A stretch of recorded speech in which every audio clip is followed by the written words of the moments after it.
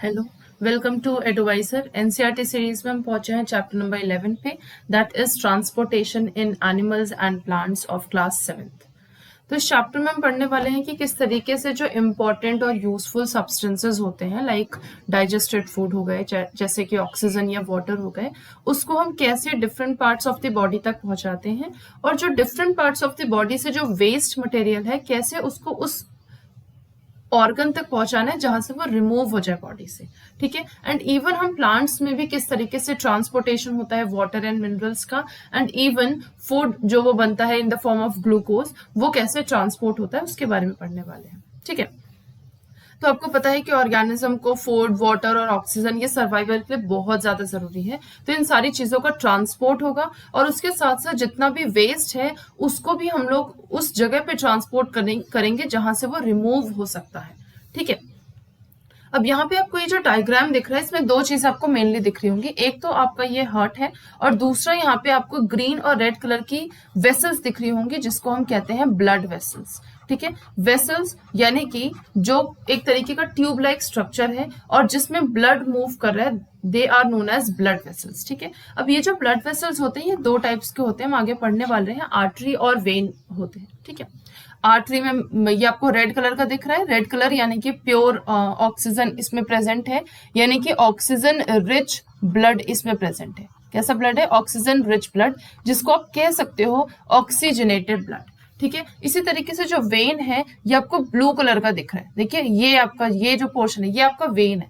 ठीक है। यानी कि ये कार्बन डाइऑक्साइड रिच ब्लड को मूव करा रहा है। आप इसको कह सकते हो डीऑक्सीजनेटेड ब्लड, जिसमें ऑक्सीजन नहीं प्रेजेंट है। They are veins. ठीक है। अब सर्कुलेटरी सिस्टम सबसे पहला, जिसमें हम लोग कई चीजें पढ़ने वाले हैं, ब्लड पढ़ने वाले हैं, ब्लड वेसल्स पढ़ने वाले हैं, एंड इवन हार्ट भी। ठीक है। तो ब्लड क्या होता है? ब्लड एक फ्लूइड होता है जो कि हमारे ब्लड वेसल में मूव कर रहा है, और वो कई चीजों का ट्रांसपोर्ट कराता है, जैसे कि डाइजेस्टेड फूड का ट्रांसपोर्ट करा रहा है। अब डाइजेस्टेड फूड, कंप्लीट डाइजेशन हमारा कहाँ हो जाता है? स्मॉल इंटेस्टाइन में होता है, तो वहां से डाइजेस्टेड फूड को ट्रांसपोर्ट करना है। दूसरी बात, लंग्स में हम ऑक्सीजन रिच एयर लेते हैं, तो उस ऑक्सीजन को भी ट्रांसपोर्ट करना है। And the third most important thing is कि जो वेस्ट बना है हमारे बॉडी में, उसको भी बॉडी से रिमूव करने के लिए भी ट्रांसपोर्ट ब्लड के द्वारा ही होता है। ठीक है। तो blood is composed of a fluid, उसमें एक फ्लूइड होता है ना, जिसको हम लोग कहते हैं प्लाज्मा। क्या कहते हैं? प्लाज्मा। तो ब्लड जो है उसमें क्या है? एक फ्लूइड है, जिसको हम क्या कह रहे हैं? प्लाज्मा कह रहे हैं। अब इस प्लाज्मा में बहुत सारे, जब आप प्लाज्मा को देखोगे ना, उसमें आपको बहुत सारे डिफरेंट टाइप के सेल्स दिखेंगे।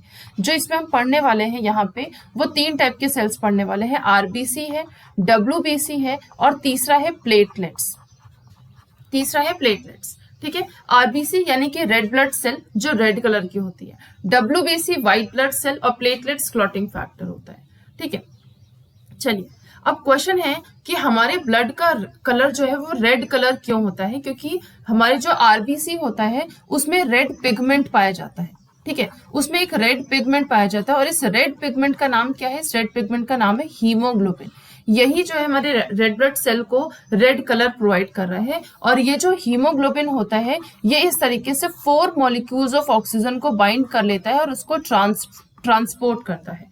ठीक है। यानी कि ऑक्सीजन को बाइंड करना और उसको ट्रांसपोर्ट करने का काम भी हीमोग्लोबिन का ही है। Okay. Now second one is that is WBC. WBC क्या है? वो हमारे बॉडी के सोल्जर्स हैं। यानी कि अगर बॉडी में किसी तरीके से कोई जर्म्स आ जाए तो उसको कैसे बॉडी से बाहर निकालना है, वो डब्ल्यूबीसी का काम है। ये लिखा है, they fight against germs that may enter our body. ठीक है। और इवन वो सोल्जर के तरीके से उनसे फाइटिंग भी करते हैं, और उसके साथ साथ उसको मेमोरी भी करते हैं, यानी उसको याद भी कर लेते हैं कि दोबारा अगर यही सेम टाइप का जर्म आएगा तो मैं उसको तुरंत जो है बॉडी से बाहर कर दूंगा। ठीक है। तीसरा जो आपका है दैट इज प्लेटलेट्स आपने देखा होगा, चोट लगने के टाइम पे वो अपने आप जो है वो खून बंद हो जाता है, और ऊपर से एक कवरिंग भी लग जाती है। ठीक है।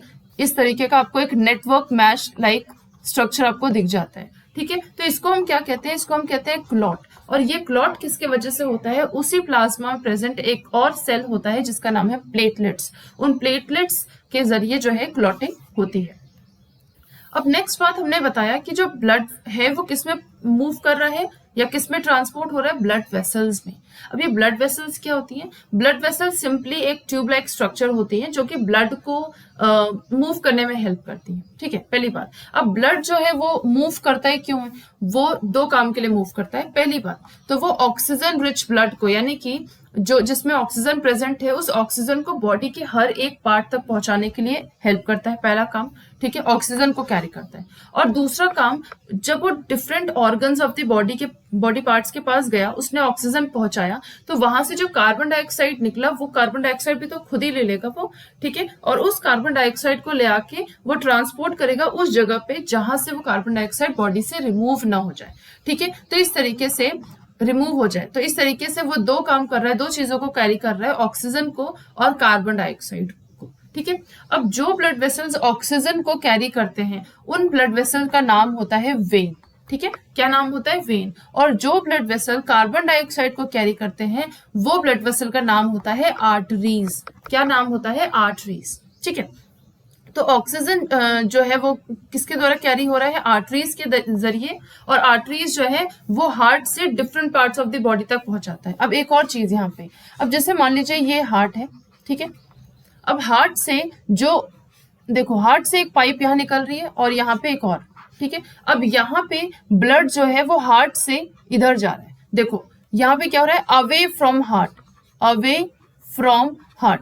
अब हार्ट से दूर जा रहा है ब्लड ना, तो इस ब्लड वेसल को आप क्या कहोगे, आर्टरीज। क्या कहोगे, आर्टरीज। ठीक है, ब्लड दूर जा रहा है। और कैसा ब्लड है ये ऑक्सीजन रिच ब्लड है। अभी हमने आर्टरीज के बारे में बात की, ऑक्सीजन रिच ब्लड है। सॉरी, मैंने यहाँ पे उल्टा लिख दिया, ये आर्टरीज होगा और ये वेन्स होगा। ठीक है, ये आर्टरीज जो है वो ऑक्सीजन रिच ब्लड लेके जाता है, बॉडी आपके हार्ट से दूर लेके जा रहा है, पहली बात। अब दूसरी बात, ये जो हार्ट है इसको आप आगे पढ़ोगे, this is a pumping organ.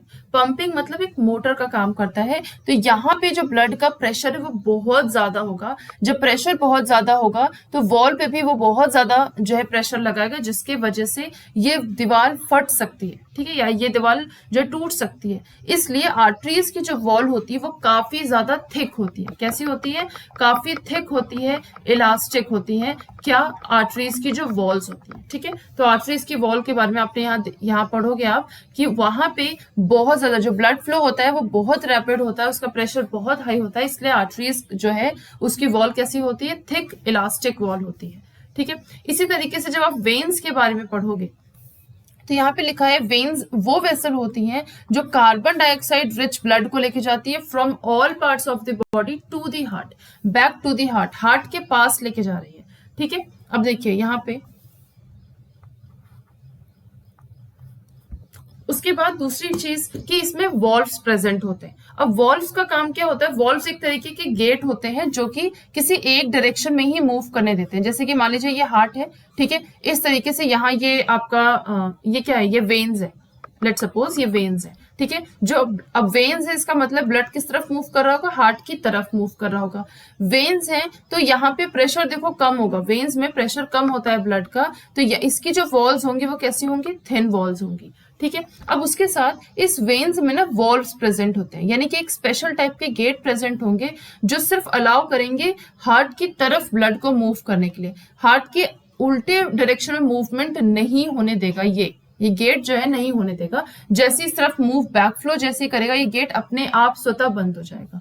ठीक है, तो यानी कि मूवमेंट कैसा है, यूनी डायरेक्शन, और हमेशा जो है हार्ट की तरफ इसका ब्लड का डायरेक्शन होगा। तो ये आपने वेन के बारे में समझा।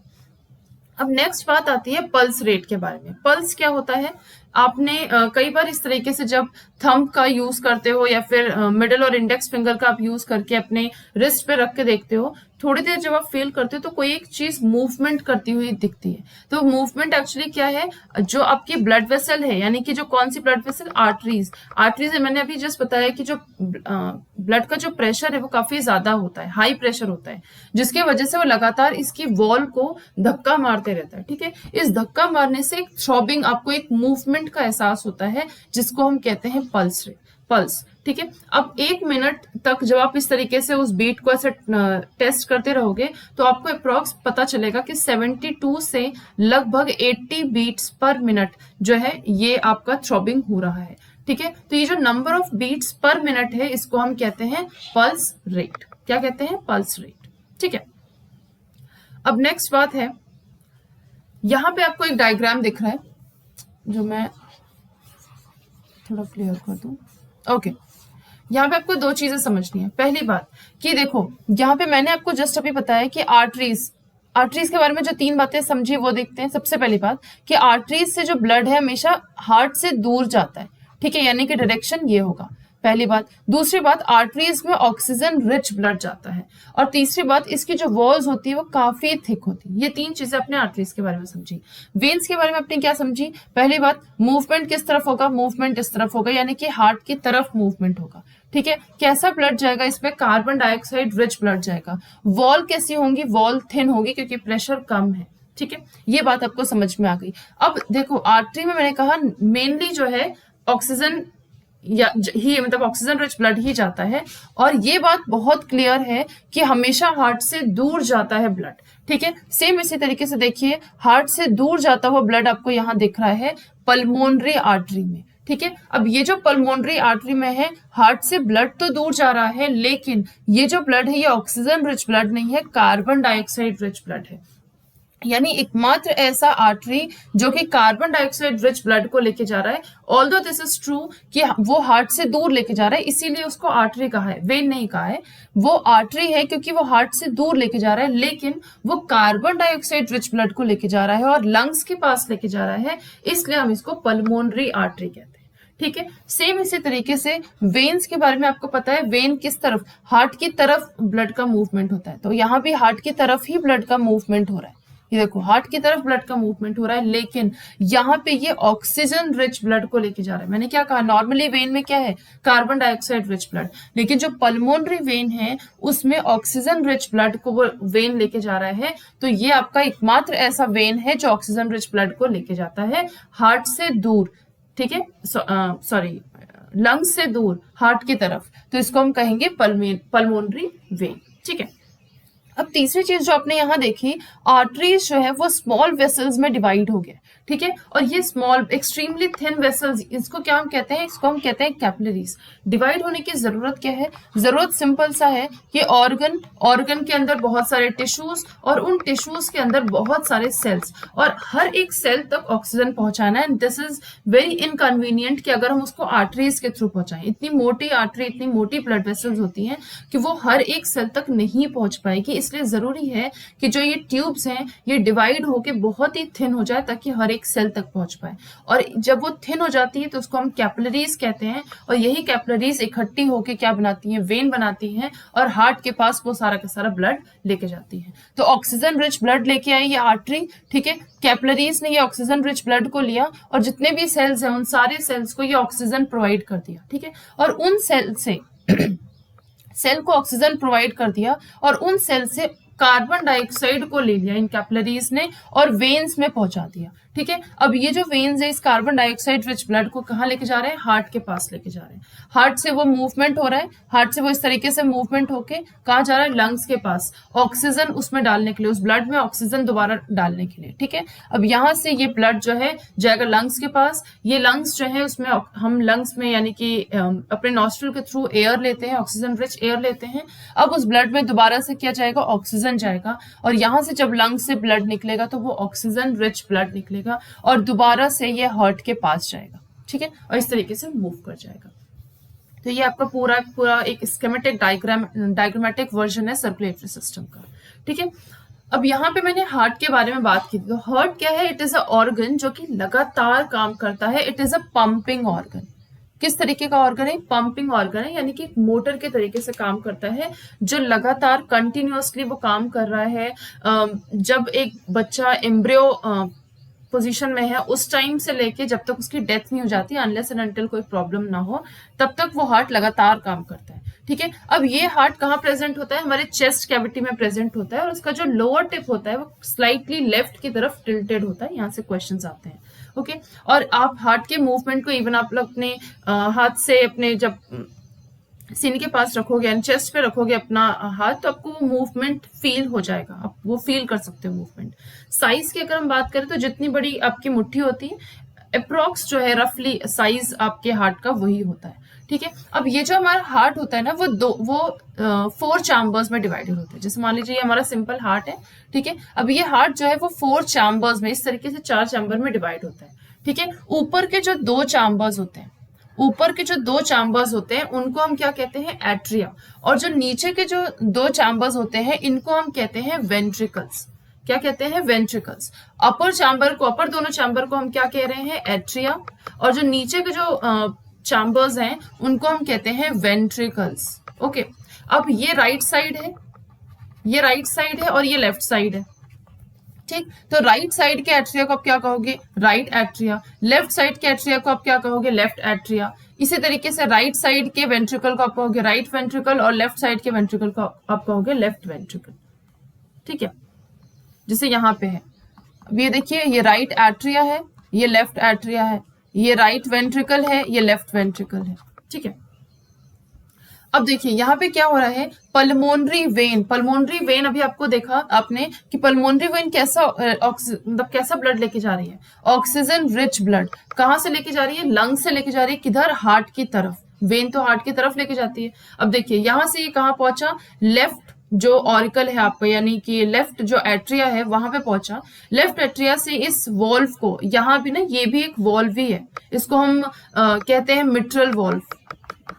मिट्रल वॉल्व कह लो आप, चाहे बाइकस्पिड वॉल्व कह लो, कुछ भी कह लो, बाइकस्पिड वॉल्व कहते हैं, ठीक है। अब इस वॉल्व से, वॉल्व के एक तरीके का गेट प्रेजेंट होता है, ठीक है। अब यहां से कहां पहुंचा, ये लेफ्ट वेंट्रिकल में पहुंचा। लेफ्ट वेंट्रिकल से ये कहां पहुंचेगा, लेफ्ट वेंट्रिकल से देखो यहां से ये मूव कर रहा है एओर्टा के जरिए।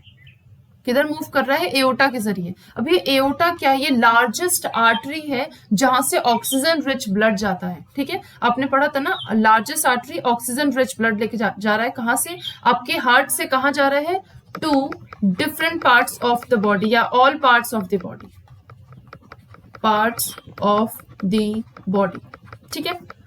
अब क्या वो ये different parts of the body तक गया और वहां पे इसने क्या प्रोवाइड किया, ऑक्सीजन प्रोवाइड किया। अब डिफरेंट पार्ट से वो जो ब्लड वेसल्स ऑक्सीजन प्रोवाइड किया तो कार्बन डाइऑक्साइड इनका वेस्ट निकलेगा। अब ये जो कार्बन डाइऑक्साइड है वो कहाँ पहुंचेगा, वेन्स के पास। 2 टाइप की यहाँ वेन्स हैं, यहाँ पे सिंपल आपका एक वेना केवा लिखा है, एक आपको ये वेन यहाँ दिख रही है और एक वेन आपको नीचे की तरफ यहाँ दिख रही है, दिस वन। तो इसको हम कहते हैं inferior vena cava, inferior vena cava. और जो आपका ऊपर वाला है इसको हम कहते हैं superior vena cava, superior vena cava, ठीक है। तो इंफीरियर और सुपीरियर वेना केवा से ये जो डीऑक्सीजनेटेड ब्लड है, यानी कि कार्बन डाइऑक्साइड रिच ब्लड जो कि बाकी पार्ट्स ऑफ द ऑर्गन से आया है, वो कहाँ पहुंचा, वो आपके पहुंचा इस राइट ऑरिकल में, ठीक है। राइट ऑरिकल से कहाँ पहुंचा, राइट वेंट्रिकल में। अब यहाँ भी आपको एक वॉल्व दिख रहा है, ठीक है, यहाँ भी आपको एक वॉल्व दिख रहा है। इस वॉल्व को हम क्या कहते हैं, इस वॉल्व को हम कहते हैं ट्राइकस्पिड वॉल्व। क्या कहते हैं, ट्राइकस्पिड वॉल्व, ठीक है। अब यहां से ये जो आपका ब्लड है, कार्बन डाइऑक्साइड रिच ब्लड, वो यहां से कहा जाएगा, वो यहां से जाएगा इसके जरिए पल्मोनरी आर्टरी से। सॉरी, ये देखिए ये एरो आपको दिख रहा है, ये पल्मोनरी आर्टरी। पल्मोनरी आर्टरी के बारे में अभी जस्ट आपने पढ़ा कि वो कार्बन डाइऑक्साइड रिच ब्लड, एकमात्र आर्टरी जो कार्बन डाइऑक्साइड रिच ब्लड लेके जाता है बॉडी, आपके हार्ट से दूर, ठीक है। तो यहाँ पे ये इस तरीके से लेके चला गया, ठीक है। तो ये 2 काम आपके हो गए। हार्ट से दूर लेके जा रहा है तो किधर लेके जाएगा, ये पल्मोनरी आर्टरी किधर लेके जाएगा, लंग्स के पास लेके जाएगा। और ये कहाँ से लेके आ रही है, लंग्स के पास से लेके आ रहा है। तो ये सारी चीजें आपने पढ़ ली, ठीक है। आई होप आपको समझ में आया होगा। नेक्स्ट मैंने कहा कि आपका जो हार्ट है वो इस तरीके से, ठीक है, यानी कि राइट साइड है, ये राइट साइड, ये ऑरिकल है और ये वेंट्रिकल है। इसी तरीके से ये लेफ्ट साइड है, ये ऑरिकल है, ये वेंट्रिकल है। बीच में आपको यहाँ, तो ये जो चीज है ये आपको समझ में आ गया कि ये वॉल्व है, यानी कि ऊपर से नीचे जाने के लिए ये एक तरीके का गेट है। अब यहाँ भी पार्टीशन देखिए, ये भी पार्टीशन है और आप ये भी देख रहे हो कि यहाँ पे डीऑक्सीजनेटेड ब्लड है और यहाँ पे ऑक्सीजनेटेड ब्लड है। तो ये डीऑक्सीजनेटेड ब्लड यानी कि कार्बन डाइऑक्साइड रिच ब्लड जो है इस ऑक्सीजन रिच ब्लड से मिक्स ना हो जाए, इस मिक्सिंग को बचाने के लिए ये पार्टीशन दिया गया है, ठीक है। तो ये मिक्सिंग से बचाने के लिए ये पार्टीशन है, ठीक है। अब नेक्स्ट बात आती है हार्ट बीट की। आपको पता है कि जो हार्ट होता है वो लगातार बीट करता है, अभी हमने पल्स को देखा था ना, तो हार्ट लगातार बीट करता है, ठीक है। तो आपके जो ये हार्ट होता है, यानी कि हमारा जो ये हार्ट होता है, इसका जो बाहर का जो मसल दिख रही है ना आपको, ये बाहर की जो वॉल दिख रही है, ये एक मसल की बनी हुई होती है, और वो मसल का नाम होता है कार्डियक मसल। मसल का नाम क्या है? Cardiac muscle. और मसल का आपको प्रॉपर्टी पता है, मसल क्या काम करता है? मसल कॉन्ट्रैक्ट करता है, मसल रिलैक्स करता है, और रिदमेटिकली करता है, लगातार करता है, ऑल्टरनेट करता है। एक बार कॉन्ट्रैक्ट करेगा, फिर रिलैक्स करेगा, फिर कॉन्ट्रैक्ट करेगा, फिर रिलैक्स करेगा, और ये काम लगातार करता रहेगा, ठीक है। तो जब ये कॉन्ट्रैक्ट और रिलैक्स करता है, इसमें हमारे हार्ट बीट होते हैं, ठीक है। और ये हार्ट बीट जो है हमारे पूरे लाइफ में हर मूवमेंट में ये चलते रहते हैं, कभी बढ़ सकते हैं, कभी घट सकते हैं, लेकिन चलते हमेशा रहते हैं, ठीक है। और डॉक्टर इन मूवमेंट को, यानी इन मूवमेंट को डॉक्टर जो है, यानी कि हार्ट बीट को डॉक्टर कैसे फील कर पाते हैं? With the help of an instrument, जिसको हम क्या कह रहे हैं? स्टेथोस्कोप। तो डॉक्टर क्या करते हैं? स्टेथोस्कोप की हेल्प लेके वो जो भी हार्ट का जो साउंड है उसको एम्पलीफाई करके सुनते हैं, अपने कानों के द्वारा सुनते हैं उसको, ठीक है। अब ये स्टेथोस्कोप क्या होता है? स्टेथोस्कोप एक इंस्ट्रूमेंट है, जैसे यहाँ पे आपको दिख रहा है, ये चेस्ट पीस है जो चेस्ट के पास रखते हैं, जैसे ये बच्चा रखा हुआ है, चेस्ट के पास रखा हुआ है। अब इसको चेस्ट पीस भी कहते हैं और इसको सेंसिटिव डायफ्राम भी कहते हैं, ठीक है। और यहाँ पे आपको ये ईयर पीस दिख रहा है, जो यहाँ पे देखिए जैसे इन्होंने कान पे लगाया हुआ है, तो कान में लगा के वो सुनते हैं। ये ट्यूब क्या है? It is a connecting tube, जो कि चेस्ट पीस को कनेक्ट कर रहा है किससे? ईयर पीस से। ये आपका स्टेथोस्कोप है जो डॉक्टर के पास प्रेजेंट होता है आपके हार्ट बीट को सुनने के लिए।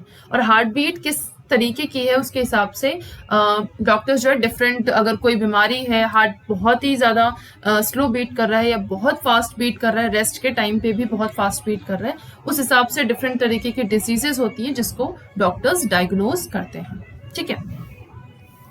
अब ये जो साउंड है वो आपको लगातार दिखता है, लगातार सुनाई देता है, जब आप ये फील कर, ये क्या हो गया? हाँ कोई नहीं। तो ये जो साउंड है ये लगातार होता है, और आपने ये चीज जो आप देखोगे, पल्स रेट, दो चीजों को आप देखोगे, पल्स रेट और दूसरा हार्ट बीट। जब आप इन दोनों चीजों को देखोगे, दोनों चीजों में एक रिलेशनशिप आपको दिखेगा, ठीक है। दोनों ही जो है 72 बीट्स पर मिनट होते हैं, एक ही साथ काम करता है। यानी कि अगर एक ही साथ काम कर रहा है तो आप कह सकते हो कि हर हार्ट बीट जो है वो एक पल्स जनरेट कर रहा है आर्टरीज में, ठीक है। Each heart beat generate one pulse. तो जब हर हार्ट बीट एक पल्स जनरेट करेगी आर्टरीज में, इसका मतलब है जितना आपका पल्स रेट होगा उतना ही आपका हार्ट बीट होगा, अप्रोक्सीमेटली, एक रफली ये आइडिया है। And the pulse rate per minute indicates the rate of the heart beat, ठीक है। ये जो रिदमिक बीटिंग है, various chambers of the heart maintain the circulation of the blood and transport of substance to the different parts of the body. ये जो beating होता है ना, बीटिंग एक्चुअली होता कैसे, अगर ये क्वेश्चन आपका हो तो सिंपल, ये जो ब्लड है जब ये हार्ट में गया, या फिर हार्ट से जब ये राइट ऑरिकल से जब ऑरिकल से वेंट्रिकल में जाता है, पहली बात हार्ट में जब एंटर किया, या फिर ऑरिकल से जब वेंट्रिकल्स में गया, या जब वेंट्रिकल से बॉडी इस हार्ट से बाहर गया, इन सारे टाइम पे एक साउंड लब और डब, इस तरीके के दो साउंड जो है इसमें जनरेट होते हैं, ठीक है। और ये साउंड ये साउंड जनरेशन जो है वो क्या बता रहा है? वो ये बता रहा है कि हार्ट में ये जो सर्कुलेशन, जो ब्लड है उसका मूवमेंट हो रहा है, यानी ब्लड जो है वो सर्कुलेट हो रहा है। और जब ब्लड सर्कुलेट हो रहा है यानी कि डिफरेंट सब्सटेंसेस जो है वो भी ट्रांसपोर्ट हो रहे हैं, ठीक है। ये बात हुई ह्यूमन बींग्स की। अब आपको पता है कि जो लोअर ऑर्गेनिज्म होते हैं, जैसे कि स्पंजेस हो गए या हाइड्रा हो गए, क्या इनमें भी ब्लड पाया जाता है, या क्या इनमें भी सर्कुलेटरी सिस्टम होता है? तो नहीं, इनमें नहीं होता, क्योंकि ये बहुत ही सिंपल ऑर्गेनिजम्स हैं, और ये पानी में रहते हैं, और पानी से ही ये अपना फूड, अपना ऑक्सीजन लेते हैं, और उसी पानी में अपना वेस्ट मटेरियल को भी जो है वो कैरी आउट कर देते हैं, ठीक है। इसलिए इन एनिमल्स को सर्कुलेटरी फ्लूइड या फिर सर्कुलेटरी सिस्टम की कोई जरूरत नहीं होती है, ठीक है। ब्लड सर्कुलेशन के बारे में बताया है हमें विलियम हार्वे ने। डिस्कवरी इसकी किसने की है? विलियम हार्वे ने, AD 1578 से 1657 में। ओके, सो आज हम लोग सिर्फ सर्कुलेटरी सिस्टम में पढ़ते हैं। नेक्स्ट क्लास में हम लोग एक्सक्रीशन इन एनिमल्स और ट्रांसपोर्टेशन इन प्लांट्स को पढ़ेंगे, ठीक है। सो सिर्फ 1-2 पेज और बचा हुआ है। So with this, thank you. I hope आपको समझ में आया होगा। Thank you.